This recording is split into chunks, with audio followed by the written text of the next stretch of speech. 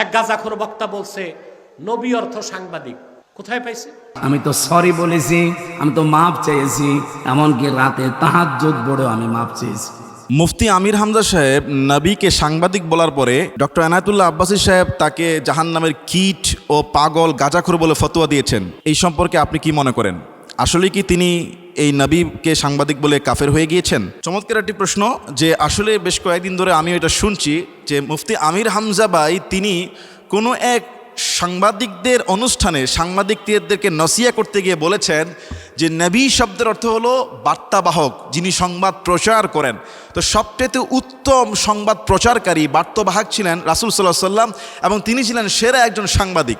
অর্থাৎ সাংবাদিকদের অনুষ্ঠানে তিনি রাসূলকে সেরা সাংবাদিক বলে ওই সাংবাদিকদেরকে উৎসাহিত করেছেন যে সংবাদ প্রচার করা একটা আমানতের বিষয়, এটা একটা গুরু দায়িত্ব।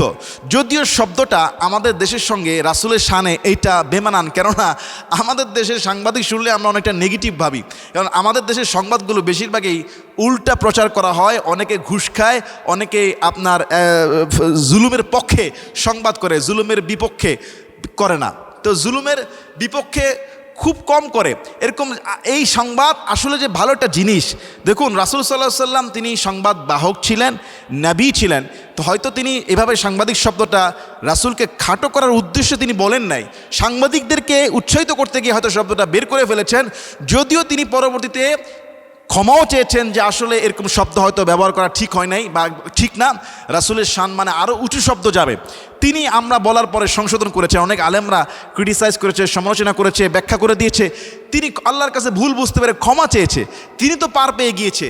রাসূল সাল্লাল্লাহু আলাইহি ওয়াসাল্লাম ছিলেন একজন ব্যবসায়ী, তিনি ছিলেন একজন পরিবারের আদর্শ নেতা, তিনি ছিলেন একজন রাষ্ট্রনেতা। এখন ব্যবসায়ীদের মজলিসে যখন আমি বয়ান করব, তখন রাসূলের ব্যবসার আদর্শ নিয়ে বলতে হবে যে তিনি সেরা একজন ব্যবসায়ী ছিলেন।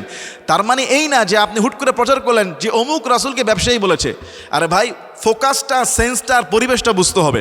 আবার যখন আপনি পরিবারতান্ত্রিক আলোচনা করবেন, তখন বলবেন যে রাসূল ছিলেন ঘরের মধ্যে একজন শ্রেষ্ঠ পরিবারের সদস্য, যিনি নিজের হাতে নিজের জুতাকে সেলাই করতেন। সুবহানাল্লাহ। আবার যখন আপনি প্রশাসনিক কর্মকর্তাদেরকে বয়ান করবেন, তখন আপনি বলতে পারেন যে রাসূল ছিলেন শ্রেষ্ঠ একজন রাষ্ট্রনায়ক, প্রেসিডেন্ট। তার মানে রাসূলকে প্রেসিডেন্ট বলে রাসূলকে নবী হিসেবে অস্বীকার করা বিষয়টা এমন না। যাই হোক, আমির হামজা ভাই জিনিসটা হয়তো কথার মারপেটে বলে ফেলেছে এবং তিনি ভুল স্বীকার করেছে। কিন্তু ডক্টর এনায়েতুল্লাহ আব্বাসী হাফিজাহুল্লাহ তিনি কি করলেন? আমির হামজা সাহেবকে বললেন যে নিশ্চিত গাঁজা খেয়েছে, গাঁজা খেয়ে এমন বক্তব্য দিয়েছে। এখন তিনি যদি গাঁজা না খেয়ে থাকে, এই যে আপনি গীবত করলেন, একটা তহমত দিলেন, গীবতের অপর নাম বুহতান। গীবত তো সত্য কোনো কথা বলাটা গীবত, আর কারো প্রতি অপবাদ দাও এটা তো বুহতান।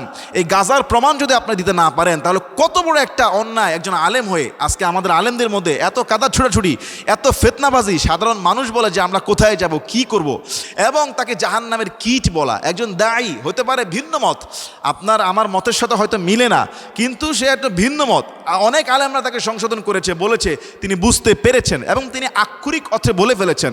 কিন্তু তারপরও একজন আলেম হয়ে আরেকজন আলেমকে এভাবে জাহান্নামের কীট বলা, পাগল বলা, গাঁজা খেয়ে এসেছে এবং কুফুরের ফতুয়া দিয়ে দেওয়া, তাকে জাহান্নামী বানিয়ে দেওয়া, কাফির বানিয়ে দেওয়া। আর কাফেরের মাসালা তো আছে, কাফের বলার ক্ষেত্রে রাসূলের কত সতর্ক হাদিস আছে।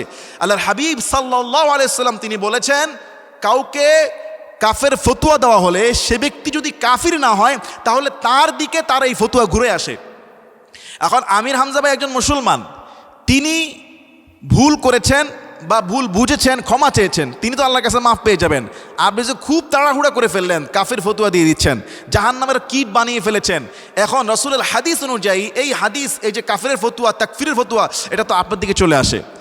কোনো মুসলমানকে কাফির ফতুয়া দেওয়া তাকে হত্যা করার শামিল। সহিহ হাদিস পড়ে নেবেন, সিয়াসিতের হাদিস পড়ে নেবেন। কোনো মুসলমানকে যদি কেউ কাফেরের ফতুয়া দেয়, তাকে হত্যা করার শামিলের মতো গুনাহের কাজ করলো। এই হাদিসটা পড়ে নিয়েন আপনারা, যে কথায় কথায় কাফির ফতুয়া দেয়া এটা আহলে সুন্নাত ওয়াল জামাতের পরিপন্থী, এবং এটা হলো খারিজি উগ্রপন্থীদের একটা স্বভাব, যে কথায় কথায় মানুষকে তাকফির করা, কাফির বলে দেওয়া।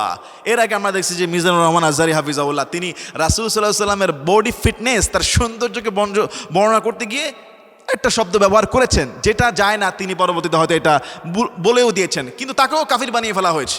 এবং অনেক ওলামা একরামদেরকে 19 থেকে 20 হলে কাফির। এখন আমি ভয় পাচ্ছি কখন বলে যে আজি আল কাউসার তুমিও কাফের, আমি ভয় পাচ্ছি যে কখন আমাকেও কাফের বানায় দেয়।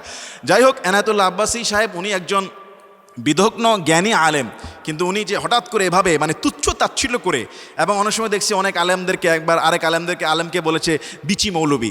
এভাবে যে একজন আলেম হয়ে আরেকজন আলেমের সম্মান যদি এত নষ্ট করে, যে বিচি মৌলবী, ঠুনকা মৌলবী, কিছুদিন আগে তার দরবারের খাদেম ঠিক একই ভাষা ব্যবহার করেছে আপনার বাইতুল মোকাররমের খতিব সাহেব আব্দুল মালিক হাফিজাহুল্লাহর ক্ষেত্রে এক বক্তৃতাকে বিরোধিতা করে সে বাইতুল মোকাররমের খতিবকে তার দরবারের এক ছোট্ট এক খাদেম বলেছে বিচি মৌলবীর অনুসারী যারা আছে বাইচ্চা মৌলবী।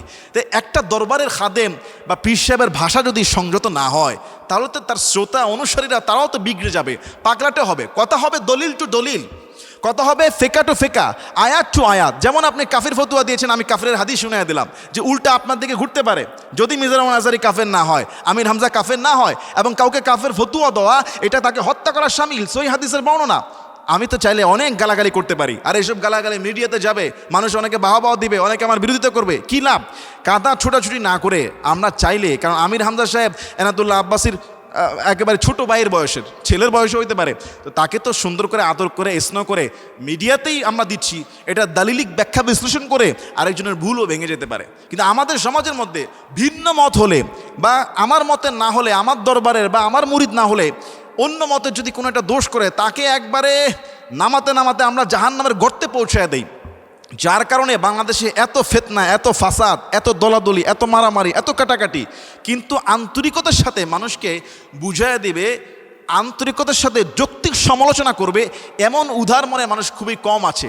যে আমরা যে ল্যাঙ্গুয়েজগুলো ইউজ করি, একজনের সম্মানকে কটাক্ষ করে আমরা যে তাকে কত ছোট করে ফেলি, এইটুকু যদি আমার নিজের দিকে আসে, নিজেকে কেউ বলে কেমন লাগবে, এটা চিন্তা করি না। দেখুন, আল্লাহ তাআলা আমাদের প্রত্যেককে আশরাফুল মাখলুকাত করেছে। এই সমস্ত বিষয়ে আমাদের সতর্ক করা উচিত। আমি ভেবেছি আব্বাসী হুজুর আগের থেকে ভালো হয়ে গিয়েছেন, কাফের ফতুয়া দেবে না, কিন্তু আমাদের এখন এই বিজয়ের সময় প্রত্যেককে উম্মাহকে ঐক্যবদ্ধ হয়ে আগামীর রাষ্ট্রতে সুন্দর একটা দিন কায়েম করতে হবে। আব্বাসী সাহেব চাইলে একা পারবে না যে রাষ্ট্রের দিন কায়েম করতে, আবার আমিও চাইলে একা পারবো না, আরেক দল চাইলে পারবে না। আমাদেরকে সবাইকে মিলেমিশে ঐক্যবদ্ধ হয়ে, ইখতিলাফই থাকবে, মাসালাগত ইখতিলাফ থাকবে, তাই বলে আমরা এভাবে আবার কি হলো, পাল্টা জবাব কি হলো, আমির হামজা ভাই জবাব দিয়ে দিয়েছে আব্বাসী সাহেবকে, আপনি ফ্যাসিস্টের পক্ষে কথা বলেছেন, আপনি ফ্যাসিস্টের দালাল, ফ্যাসিস্ট ইসলামের প্রতি এত জুলুম করছে, এত নির্যাতন করেছে, এত ইসলাম বিরোধী আইন করেছে, আপনি কোনোদিন তাদেরকে, ওবায়দুল কাদেরকে কাফির বলেন নাই, আপনি কোনোদিন এরকম প্রধানমন্ত্রী যারা এরকম ইসলাম রাষ্ট্রবিরোধী আইন করেছে তাদেরকে কাফির বলেন নাই। আপনার কাফিরের ফতোয়া সব খালি আলেমদের দিকে, এই যে পাল্টা একটা জবাব তার দিকে গেল, তাহলে এটা কি সুন্দর হলো? দুজনের প্রতি যদি এভাবে জবাব বাড়তে থাকে, ভক্তকুলের মধ্যে যদি ঝগড়া বিভেদ লেগে থাকে, এটা থামাবে কে? উম্মাহের এই আগুন থামাবে কে? রাসূলের প্রকৃত অনুসারী যারা, আল উলামা ওয়ারাসাতুল আম্বিয়া, যারা রাসূলের অনুসারী, যারা উত্তরাধিকারী, যারা আলেম, তারা কখনোই উম্মার মধ্যে আগুন চায় না, শান্তি চায়, রহমত চায়, সংশোধন চায়, ইসলাহ চায়। আল্লাহ আমাদের সবাইকে সঠিক বুঝ দান করুক, এবং ইসলামের স্বার্থে আমাদেরকে ঐক্যবদ্ধ হয়ে সুন্দরভাবে ইলমি কথা বলে মানুষকে বোঝানোর তৌফিক দান করুন।